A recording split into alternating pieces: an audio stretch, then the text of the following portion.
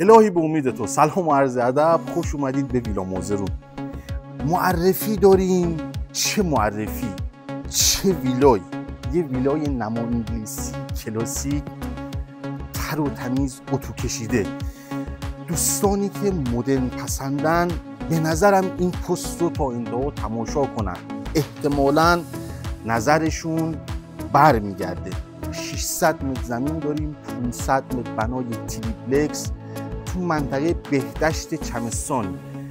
فاصله تا جنگل شاید کمتر از 2 دقیقه. توی روف ویلا ما ویوی کامل جنگل رو داریم، به شما نشون میدیم.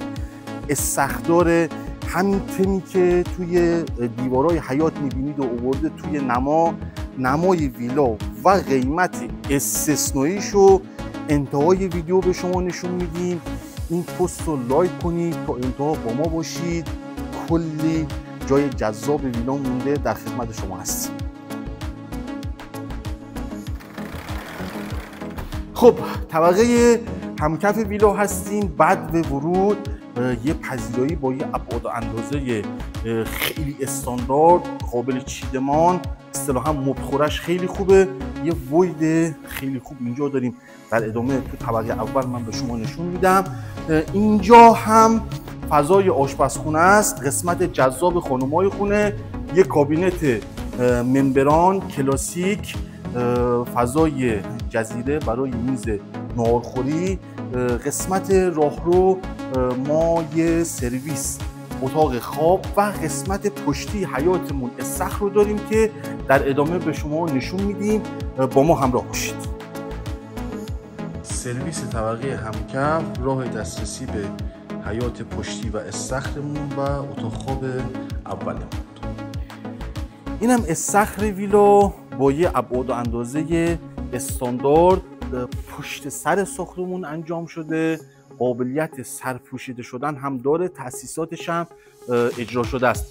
این ویلا یه نقطه ضعفی داره، من در ادامه تو طبقه سوم میگم. نقاط ضعف و قوت این ویلا رو از نظر خودتون زیر همین پست کامنت کنید.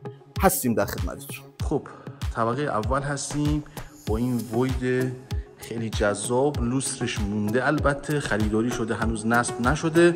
ما توی این طبقه 2 تا اتاق خواب، یه نشیمن خیلی بزرگ، یه نیمست آشپزخونه، یه تراس خیلی جذاب هم اینجا داریم با یه ویوی فوق‌العاده. محوطه سازی رو می‌بینیم. بریم برای دیدن اتاق‌های خواب. خب اتاق خواب اول این طبقه هستیم، کمد دیواری و سرویس مستر. این هم اتاق خواب دوم این طبقه، یه اتاق خواب خیلی بزرگ، کمد دیواری و سرویس مستر. خب تراس پشتی طبقه سوم هستیم. ما یه تراس خیلی بزرگ جلوی ساختمون داریم، در ادامه بهتون نشون میدیم. اینجا هم که شبیه نقاشی دیگه، باغ مرکبات و جنگل. ما امروز هوا ابری، فقط یه لایه از این جنگل ها رو داریم میبینیم. این جنگل ها 7 لایه است. اینو در نظر داشته باشید که هرچی به جنگل نزدیک میشید شرجی هوا پایین تره و اون منطقه خوش آب و هواتره.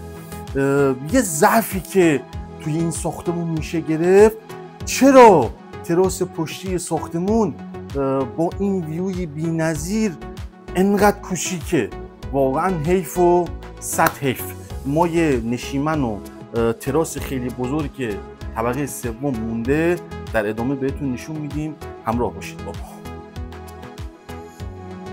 خب تراس جلوی طبقه سوم هستیم، فقط زیبایی میبینید. یه تراس خیلی بزرگ، قابل چیدمان.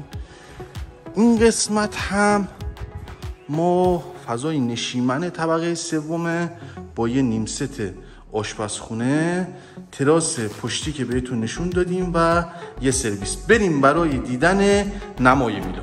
خب رسیدیم به قسمتی که هممون منتظرشیم. نمای ویلا که پشت سر من دارید میبینید، واقعا کار شده روی این ویلا. این ویلا زیر نظر یکی از سختگیرترین مهندس ناظرای شهر چمستان و نور ساخته شده. سازندش یکی از دوستان نزدیک منه، ریز به ریز در جریان پروسه ساختش هستم. استراکچر واقعا قوی داره، کار شده، فکر شده روی این ویلا. 2 سال و 5 ماه ساخت این ویلا زمان برده. اسناد و مدارکش هم تکمیل به قول دوستان یه گونی مدارک داره، فقط هر مدرکی که شما بخواد این ویلا داره. کمتر ویلایی رو با این مدارک شما میتونید گیر بیارید.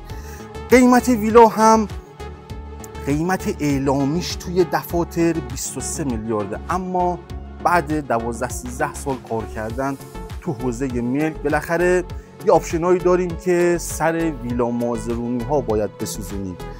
برای تک تک فروشنده های اینجا ما تا الان به دفعات هم ملک خریدیم و هم ملک فروختیم.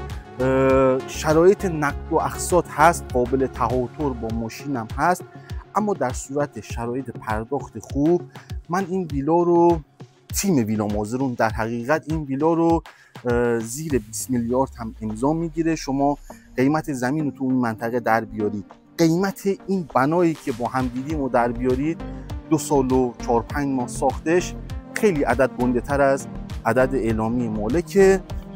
ایشالله که حوصلتون سر نرفته باشه. سابسکرایب یادتون نره. خیلی مخلصیم.